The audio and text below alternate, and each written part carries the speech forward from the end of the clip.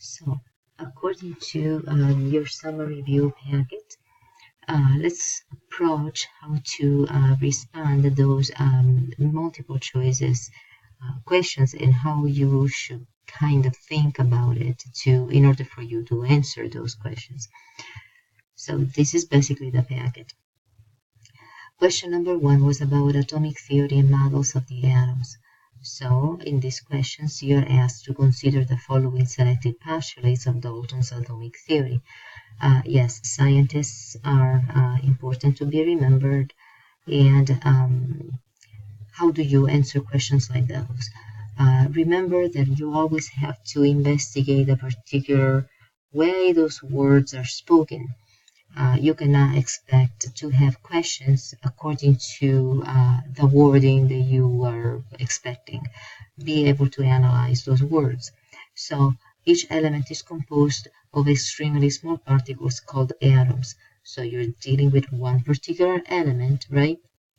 And every single one of those behaves in the same way, which means you can cut those elements in smaller and smaller particles, but once you reach the atom, which is the smallest particle possible, that still maintains the same properties of that particular element, you gotta stop. So physically, you cannot get any smaller than the atom when you keep dichotomizing, when you keep cutting into each element. Now, look at your postulate number 4. Atoms of different elements are different and have different properties.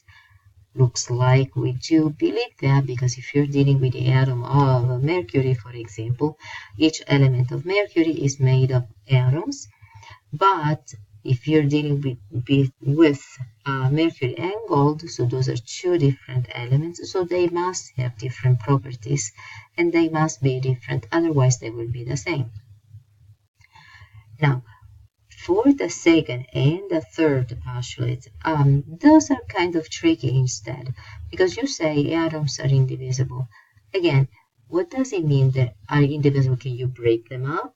Well, kind of. We know that atoms are made of electrons, neutrons, and protons. We don't need to go smaller than protons in the chemistry realm. So we don't talk usually at least at this level about quarks. But you do need to know that the atoms are not made of solid balls like Dalton believes. I mean, there are stuff inside, which are again the electrons, protons, and neutrons. So this one I would say is not true. Atoms are divisible. And the number 3 instead, atoms of a given element are identical. Well, again, knowing that Dalton doesn't know that the atoms are divisible, he doesn't know that there are neutrons inside. So he believes that the number of,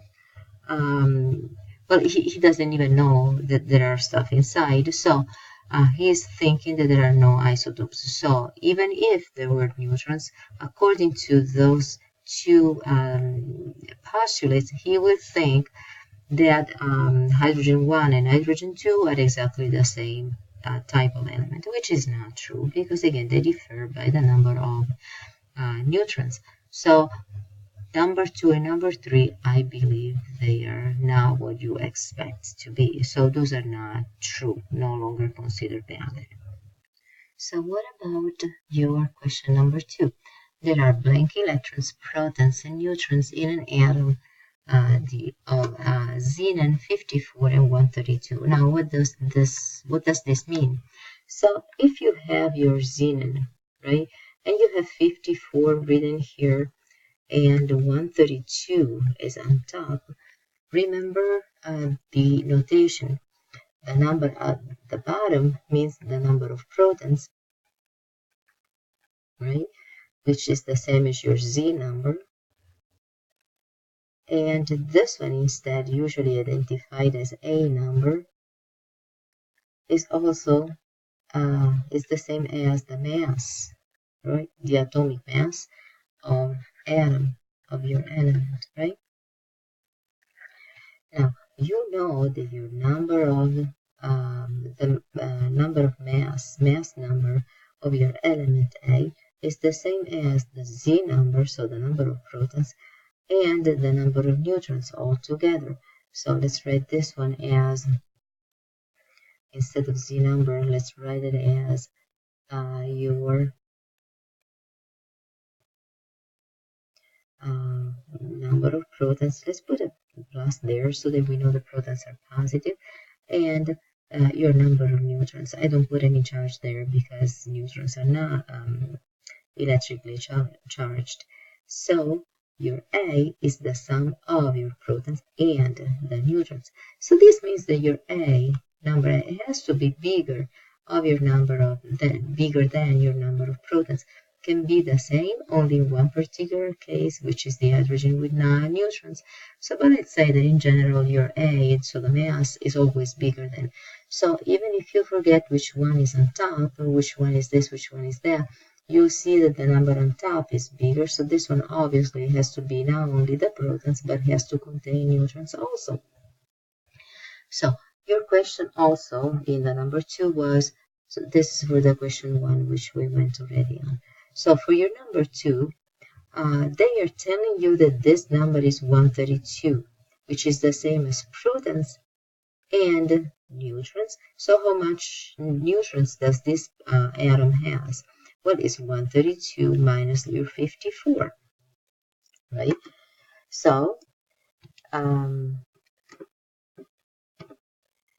so this means you have 78 neutrons.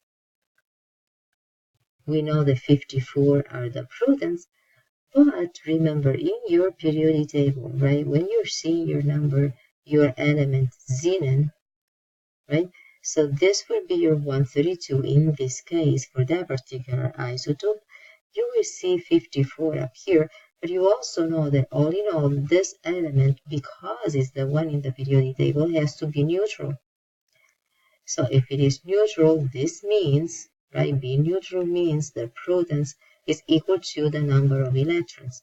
So that for every plus, you have a negative, so those two elements, those two charges cancel out. So this means that this particular element has to contain 54 protons, so P plus equal to 54. Electrons have to be 54, so those are 54 pluses and 54 negatives. They cancel each other out, and the neutrons are going to be 78. So this is the answer to that particular question, 54, 54, 78, which is D in this case. Okay, so D is your answer for that particular question. For your question number 3, you have to identify which ones are the atoms that constitute a pair of isotopes of the same element. To be the same elements, they have to contain the same number of protons, because in the periodic table, elements are identified by proton numbers. So for the answer A, your element X contains 6 protons and 7 protons, so they are not the same element, though they have the same mass. This element B instead contains 6 protons and 6 protons, so they are the same element. The mass is 14 and 12. This means that the number of neutrons inside is different, because the total number here is 14 minus 6 is going to be your number of neutrons, so 8 is on this side, and 12 minus 6 instead is 6 on this side, so number of neutrons in those two elements are different. And then you have 9 and 8 protons.